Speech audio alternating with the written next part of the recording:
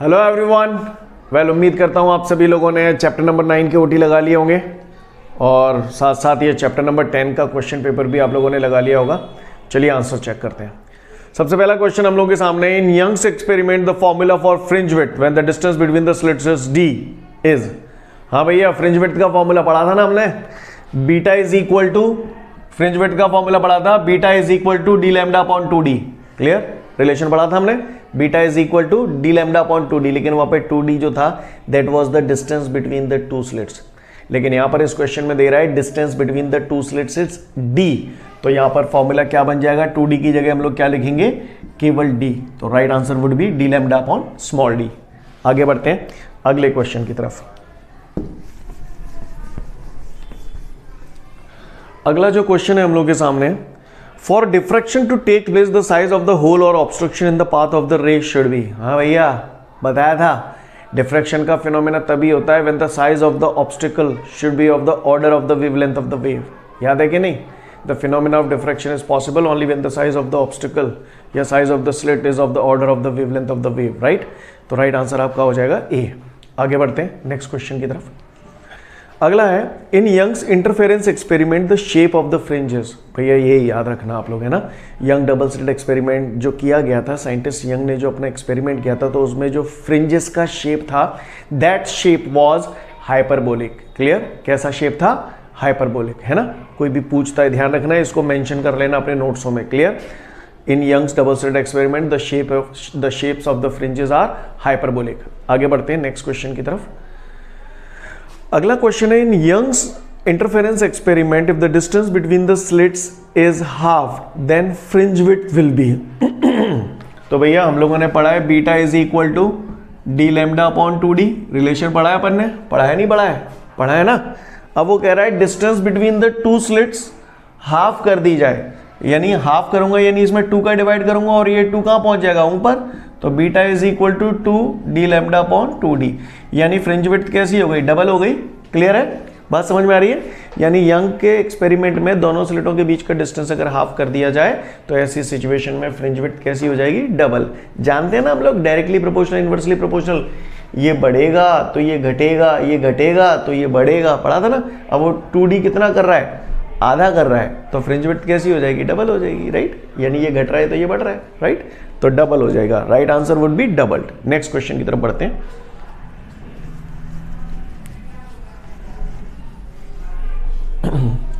अगला है, when a light ray passes from one medium to another then there is no change in it's.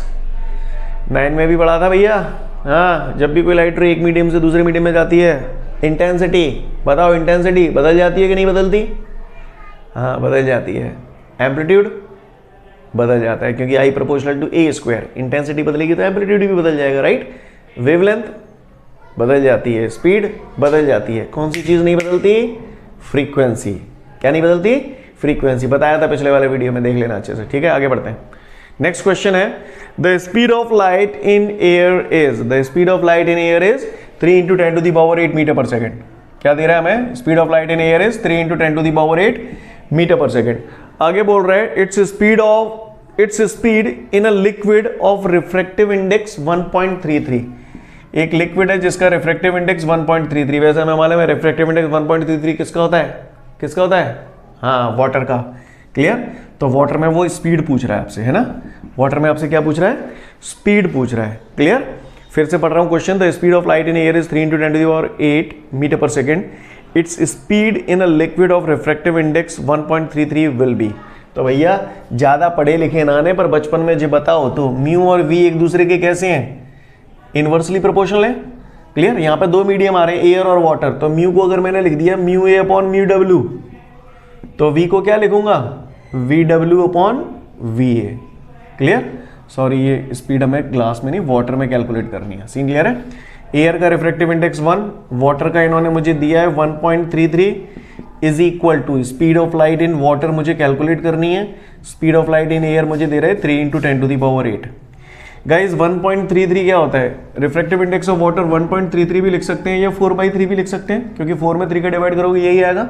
तो मैं यहाँ 1.33 की जगह क्या कर रहा हूँ, 4/3 कहाँ पहुंच जाएगा, ऊपर, राइट गाइज। तो ये हो जाएगा हमारा 3/4 इज इक्वल टू वी डब्ल्यू upon 3 into 10 to the power 8, right guys.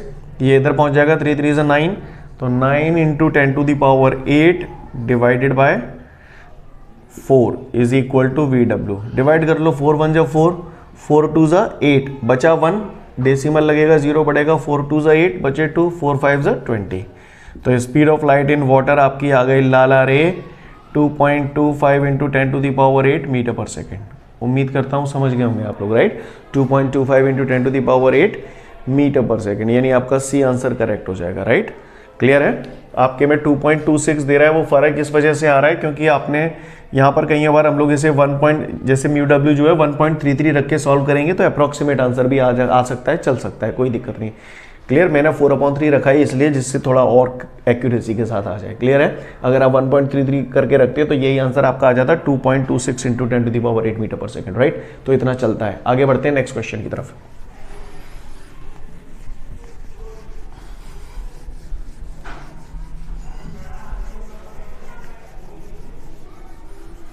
अगला क्वेश्चन है हम लोगों के सामने, in diffraction at a single slit on increasing the width of the slit the width of central maxima. यहां पर मैं ये आपको बोलूंगा, आप इसे अपने नोट्सों में नोट कर लें कहीं भी। Width of central maxima is directly proportional to wavelength of the light और inversely proportional to a. A यहां पर है distance between the two slits. Clear. A से भी डिनोट कर सकते हैं। इस क्वेश्चन में आपको यहां पर वो कह रहा है in diffraction at a single slit on increasing the width of the slit the width of central maxima. यहां पर ए जो है वो distance between the two slits ही है। अब वो कह रहा है कि अगर इसे इंक्रीज कर दूं तो विड्थ ऑफ सेंट्रल मैक्सिमम क्या हो जाएगा, डिक्रीज हो जाएगा, क्योंकि ये एक दूसरे के कैसे हैं, इनवर्सली प्रोपोर्शनल। आप सभी लोगों से मेरा रिक्वेस्ट है इसको नोट कर लें, ऐसा ही इसी टाइप का ओटी आ जाएगा। Width of central maxima directly proportional होता है वेवलेंथ के और इनवर्सली प्रोपोर्शनल होता है डिस्टेंस बिटवीन द स्लिट्स के, राइट। क्लियर। अगर किसी ने बोला विड्थ ऑफ सेंट्रल मैक्सिमा सबसे ज्यादा कौन से कलर के लिए होगी, तो बोलना रेड कलर के लिए, सबसे कम वॉयलेट कलर के लिए, क्योंकि डायरेक्टली प्रोपोर्शनल है, राइट। और डिस्टेंस बिटवीन द स्लिट्स बढ़ाएंगे आप, है ना, तो ऐसी सिचुएशन में क्या हो जाएगा, यहाँ पर विड्थ डिक्रीजेज हो जाएगी सेंट्रल मैक्सिमा की। क्लियर। आगे बढ़ते हैं, आगे की कहानी पढ़ते हैं। ठीक है, वो हम लोग के सामने फिल इन द ब्लैंक्स हैं। The point where waves meet in opposite phase, fill in the blanks, interference takes place. हाँ भैया, जब दो वेव्स अपोजिट फेज में मिलती हैं तो डिस्ट्रक्टिव इंटरफेरेंस होता है, पढ़ा था अपन ने। दो टाइप के इंटरफेरेंस होते हैं, कंस्ट्रक्टिव, डिस्ट्रक्टिव। जहां पर इंटेंसिटी ऑफ लाइट मैक्सिमम होती थी वहां कंस्ट्रक्टिव इंटरफेरेंस होता था, दो वेव सेम फेज में मिलती थी, और डिस्ट्रक्टिव में अपोजिट फेज में मिलती थी, राइट। वहां इंटेंसिटी ऑफ लाइट मिनिमम होती थी। आगे बढ़ते हैं। अगला है the speed of light fill in the blanks while travelling from a rarer medium to denser medium. भैया लाइट रे रेयर मीडियम से डेंसर मीडियम में जा रही है। मैं तुमसे बोलूंगा हवा में दौड़ो तो आप दौड़ोगे, कुछ ना कुछ स्पीड होगी। फिर दूसरे दिन तुमसे पानी में दौड़ो, यानी हवा से पानी में ले गया, रेयर से डेंसर ले गया। अब पानी में आपको दौड़वाऊंगा तो स्पीड और बढ़ जाएगी या घट जाएगी? हाँ, तो घट जाएगी। तो वो यही कह रहा है, अगर रेयर मीडियम से डेंसर मीडियम में जाते हैं तो स्पीड क्या होती है, डिक्रीज होती है। तो वही है, the speed of light decreases while travelling from a rarer medium to denser medium. आगे बढ़ते हैं नेक्स्ट क्वेश्चन की तरफ। अगला है the wavefront of the waves coming from the source at infinity is fill in the blanks wavefront. भैया light source infinity पे है तो वहां से जो भी लाइट रे आएंगी पैरेलल आएंगी, और जब लाइट रे पैरेलल आती है तो किसी भी मोमेंट पे इसके परपेंडिकुलर अगर मैं कोई सरफेस ड्रॉ कर देता हूं तो इस सरफेस को हम लोग कौन सा वेवफ्रंट बोलते हैं, प्लेन वेवफ्रंट। क्लियर है, पढ़ चुके हैं हम लोग, राइट। तो answer would be plane wavefront. आगे बढ़ते हैं अगले क्वेश्चन की तरफ। नेक्स्ट है हमारे सामने प्लेन वेवफ्रंट। तो ये क्लियर हो गया होगा आप सभी को। अगले क्वेश्चन की तरफ चलते हैं। नेक्स्ट है interference does not takes place in sound waves. तो सॉरी, इंटरफेरेंस चाहे इलेक्ट्रोमैग्नेटिक वेव्स हो चाहे साउंड वेव्स हो, दोनों में ही एप्लीकेबल होता है। आपने सुना होगा कई बार, आप मोबाइल पे बढ़िया फर्स्ट क्लास वीआईपी गाने सुनने हो, इसी दरमियान पापा को आपकी याद आई। अच्छा, जब आप गाने सुनने हो तो रेडियो स्टेशन से सिग्नल आ रहे हैं आपके पास, और पापा को जब आपकी याद आई तो पापा ने आपको कॉल लगाया आपके नंबर पे।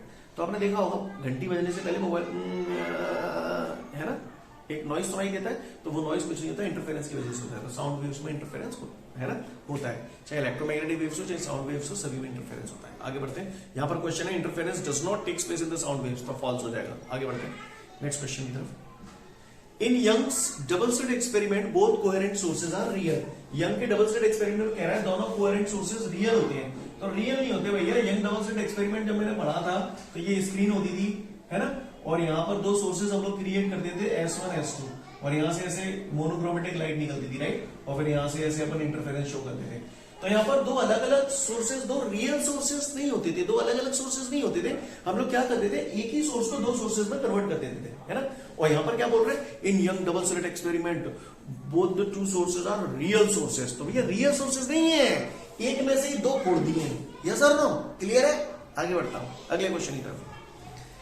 अगला है sound waves are not electromagnetic waves. हाँ भाई, साउंड वेव्स इलेक्ट्रोमैग्नेटिक वेव्स नहीं होती, क्योंकि इनको एक जगह से दूसरी जगह ट्रैवल करने के लिए मीडियम की रिक्वायरमेंट होती है, जबकि इलेक्ट्रोमैग्नेटिक वेव्स को मीडियम की रिक्वायरमेंट नहीं होती। तो answer sound waves are not electromagnetic waves. तो ये ट्रू, ये इलेक्ट्रोमैग्नेटिक वेव नहीं है। आगे बढ़ते हैं। Diffraction fringes are equidistant. Fingers लिख गया इसमें गलती से, फ्रिंजेस है, तो डिफ्रैक्शन फ्रिंजेस आर इक्विडिस्टेंट। इसको समझिएगा, समझिए क्या मैंने बताया था आपको, डिफ्रैक्शन इंटरफेरेंस का उल्टा है। इंटरफेरेंस में फ्रिंज विड्थ इक्वल होती थी, है ना, और डिफ्रैक्शन फ्रिंजेस जो होंगी तो वो इक्वल डिस्टेंसेस नहीं होता था उनके बीच में। और यहां कह रहा है बट हम उससे डिफ्रैक्शन फ्रिंजेस आर इक्विडिस्टेंट, तो आंसर इज फॉल्स। आगे बढ़ते हैं अगले क्वेश्चन की तरफ।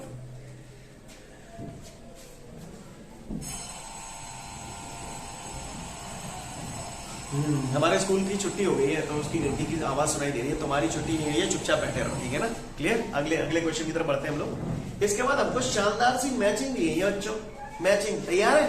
Plane wave front, plane wave front हमें कब मिलता था, जब लाइट सोर्स का होता था इंफिनिटी पे, है ना। तो यहां पर देखते हैं प्लेन वेव फ्रंट का ऑप्शन है क्या हमारे सामने, है क्या, light source is at infinity, यानी फर्स्ट का क्या हो जाएगा हमारे सामने, डी, राइट। इसके बाद दूसरा कह रहा है Doppler's effect in light waves. Okay, तो डॉपलर्स इफेक्ट तो हम लोग के सिलेबस में नहीं रहा, तो इसको तो हम उड़ा सकते हैं, इसको छोड़ दो, भले ही कोई दिक्कत नहीं। वैसे इसका does not depend on the relative speed of the source and the observer, right, but not required. अगला है ब्रूस्टर्स लॉ। तो ब्रूस्टर्स लॉ जो है वो पोलराइजेशन से रिलेटेड है, और चूंकि पोलराइजेशन हम लोग के सिलेबस से हट गया है, तो दूर दूर तक कोई लेना देना नहीं है ना। बाकी ब्रूस्टर्स लॉ के लिए आंसर हो जाएगा इसका पोलराइजेशन ऑफ लाइट। इसके बाद नेक्स्ट है plane polarise light. Plane polarise light obtain करने के लिए हम लोग पोलराइड का यूज करते हैं, है ना, तो इसका हो जाएगा प्लेन पोलराइज लाइट का हो जाएगा पोलराइड, पर वो भी हमारे सिलेबस में अब नहीं है, क्लियर। इसके बाद हमारे सामने नेक्स्ट है corpuscular theory of light. Corpuscular theory of light किसने दी थी, न्यूटन ने कॉर्पस्कुलर थ्योरी दी थी, है ना। तो कॉर्पस्कुलर थ्योरी ऑफ लाइट का हो जाएगा आपका न्यूटन, यानी फिफ्थ का एफ हो जाएगा आपका, राइट। और इसके बाद बात आती है आपकी डिस्ट्रक्टिव इंटरफेरेंस, है ना। तो डिस्ट्रक्टिव इंटरफेरेंस में हम लोगों ने पढ़ा था फेज डिफरेंस जो होता था डिस्ट्रक्टिव इंटरफेरेंस में। आप चाहे तो इसे 2n-1 पाई भी लिख सकते हैं, या 2n+1 पाई भी लिख सकते हैं, राइट। तो डिस्ट्रक्टिव इंटरफेरेंस का आपका यहाँ पर ऑप्शन हो जाएगा फेज डिफरेंस, है ना। इसमें लिख नहीं पाया है, छूट गया है। फेज डिफरेंस यहाँ पर आएगा 2n-1 पाई या 2n+1 पाई, राइट, क्लियर। यानी इसका आंसर हो जाएगा आपका सिक्स्थ का ई हो जाएगा, राइट, सिक्स्थ का ई। फेज डिफरेंस लिखा है उसमें, साइड में ये भी आ जाएगा, है ना, क्लियर। आगे बढ़ते हैं अगले क्वेश्चन की तरफ। इसके बाद अगला क्वेश्चन हमारे सामने है what is diffraction of light. तो पढ़ाया था मैंने, the bending of light at the sharp edges is called diffraction of light. मैंने बताया था, आप देखिए ऐसे समझने की कोशिश करिएगा, वैसे मैंने समझाया था।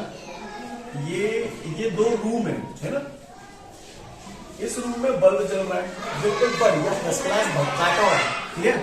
और ये बिल्कुल अंधेरा रूम है जिसमें टोटल डार्कनेस है, और इस टोटल डार्कनेस वाले रूम में मैंने आपको यहाँ पर बंद कर दिया है, राइट। और इन दोनों रूमों के बीच में ये दीवार है, यहाँ पर मैंने बहुत बारीक होल कर दिया है, राइट, बहुत बारीक होल कर दिया है। तो यहाँ से जो लाइट निकलती है ना, तो ये लाइट यहाँ पर थोड़ी सी बैंड हो जाती है। ये लाइट हमें यहाँ नजर नहीं आती, बस यहाँ पर इस बंदे को ऐसा लगता है कि यहाँ पर थोड़ी बहुत लाइट है। तो ये किनारों पर यहाँ पर लाइट जो इस तरीके से बैंड होती है, इसी को हम लोग बोलते हैं diffraction of light. The bending of light at the sharp edges is called diffraction of light, clear. आगे बढ़ते हैं नेक्स्ट क्वेश्चन की तरफ। Which type of wave shows the phenomena of polarization? Polarization का जो phenomena होता है वो केवल और केवल ट्रांसवर्स वेव शो करती हैं, क्लियर। तो only transverse wave shows the phenomena of polarisation. आगे बढ़ते हैं नेक्स्ट क्वेश्चन की तरफ। तो वैसे ये पोलराइजेशन रहा नहीं है हमारे सिलेबस में। अगला है how does the fringe width depend upon the distance between the two slits in the Young's experiment. अब यहाँ 2 मिनट पहले भी देता था, यंग डबल स्लिट एक्सपेरिमेंट में फ्रिंज विड्थ का फॉर्मूला होता है d(λ/2d). तो वो कह रहा है fringe width distance between the two slits पे कैसे डिपेंड करता है। तो भैया इनवर्सली प्रोपोर्शनल है, अगर distance between the two slits increases fringe width decreases, clear, inversely proportional है। आगे बढ़ते हैं नेक्स्ट क्वेश्चन की तरफ। अगला है how is the wave front of waves coming from a point source. कोई पॉइंट सोर्स है, लाइट का ये पॉइंट सोर्स है, तो उससे ये वेव्स ऐसे ही तो निकलेगी। पॉइंट सोर्स मैंने लट्टू मान लिया, लट्टू, तो लट्टू से ये लाइट निकल रही है, इसके चारों तरफ अगर वेव फ्रंट बना हुआ तो कैसा वेव फ्रंट आएगा? Spherical wave front, right? Clear? तो पॉइंट सोर्स से जो भी वेव फ्रंट बनेगा वो कैसा वेव फ्रंट बनेगा? Spherical wave front. उम्मीद करता हूं समझ में आ गया होगा आपको। अच्छे से देखिएगा, मुझे मालूम है नॉइस का थोड़ा सा डिस्टर्बेंस है, पर अगले वीडियो से मैं ध्यान रखूंगा आपको किसी भी प्रकार का कोई डिस्टर्बेंस नहीं होगा। क्लियर? तब तक के लिए पर्याप्त है। Thank you everyone, have a great day to all of you guys. जय हिंद।